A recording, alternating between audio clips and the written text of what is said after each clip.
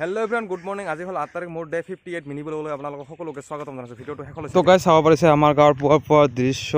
এনেকুৱা আমাৰ গাঁওখনৰ দৃশ্য যেতিয়া ৰ'দ বহুত দিয়ে, গৰম যেতিয়া পূৰা দিয়ে, বাঁহৰ তলিতে আমি জিৰণি লওঁ। আৰু এনেকুৱা হৈছে আমাৰ গাঁৱৰ দৃশ্য আৰু ৰাস্তা ঘাট আৰু মানুহৰ ঘৰবোৰ। আৰু এয়া হৈছে ধনতলা গাঁৱৰ আমাৰ চাৰিআলিটো চাব পাৰিছে। ইয়াতে এনেকুৱা এটা পৰিৱেশ, এনেকুৱা সন্মুখত আছে এটা খেৰৰ পুঁজি। প্ৰতিজন মানুহৰ ঘৰৰ সন্মুখত এটা খেৰৰ পুঁজি থাকিবই। আৰু এয়া চাওক আমাৰ গাঁৱৰ দৃশ্য এনেকুৱা। আৰু বহুত দিনৰ মূৰত এটা কামৰ খবৰ পাইছোঁ। আজি এখন গাড়ীৰ কাম কৰিবলৈ গৈছিলোঁ, তো আহি পালোঁ ধনতলা বজাৰ, কামখিনি কৰি কিনে।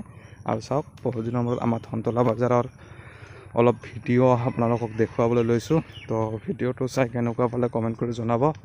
আৰু এনেকুৱা ধৰণৰ ভাল ভাল ভিডিঅ' পাবৰ কাৰণে মোৰ ফেচবুক পেজখন আৰু আছানুৰ ব্লগছ ইউটিউব চেনেলটো ছাবস্ক্ৰাইব কৰি দিবলৈ নাপাহৰিব।